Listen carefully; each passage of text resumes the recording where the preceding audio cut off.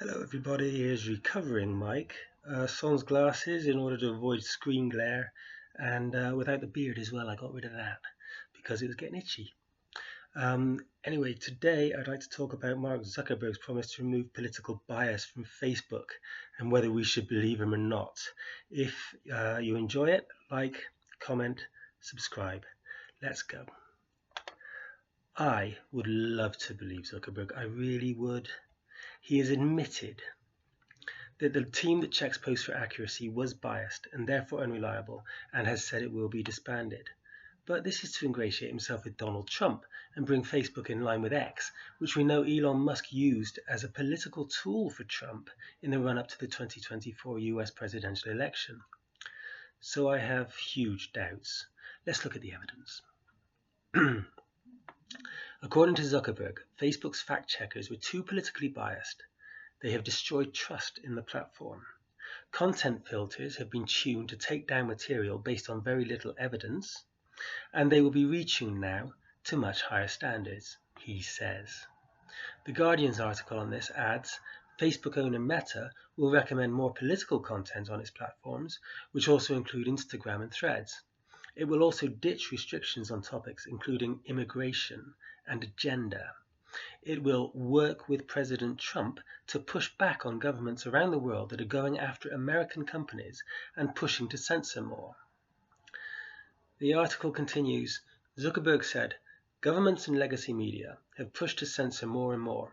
A lot of this is clearly political, but there's also a lot of legitimately bad stuff out there. Drugs, terrorism, child exploitation. These are things that we take very seriously, and I want to make sure that we handle responsibly.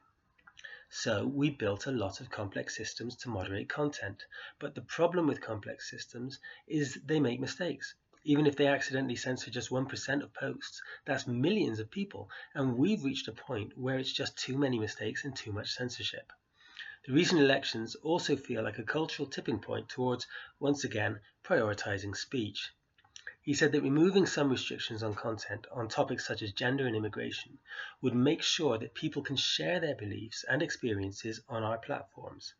And he said that the focus of filters that scan posts for policy violations would be shifted to only tackling illegal and high severity violations with Meta, relying on users to report lower severity violations before it takes action. So, Facebook has been riddled with censorship since at least the creation of the firm's oversight board by Nick Clegg in 2020. No wonder left-wing pages have had such a hard time of it over the last 5 years. But reading between the lines, it seems likely that Zuckerberg actually intends to bring in more political bias in support of Donald Trump, which will only prolong the agony for sites like Vox Political. The rest just strikes me as propaganda. We don't know when these changes will be brought into effect, and we don't know how we can measure them. We don't even know if they will happen in the UK because of strict censorship laws and restrictions on free speech that have been imposed here. And if it doesn't, what can we do about it? We can hardly complain because Facebook offers no contact details.